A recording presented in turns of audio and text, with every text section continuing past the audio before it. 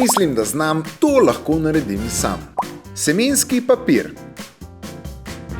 S pomočjo navodil, ki so v opisu videa, pripravimo surovine za izdelek.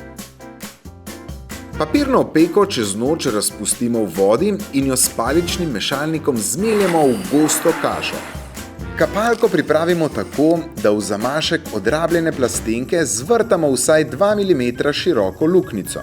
S pomočjo priloženega načrta iz kapa plošče izrežemo obliko manjšega lista.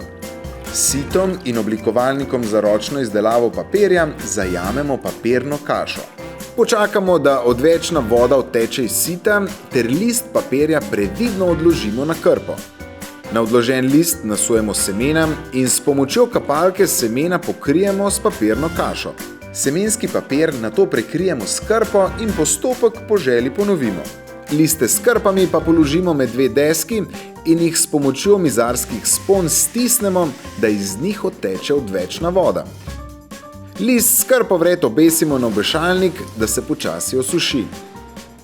Papir uporabimo tako, da ga postavimo v lonček z zemljo, ga rahlo pokrijemo ter zalijemo.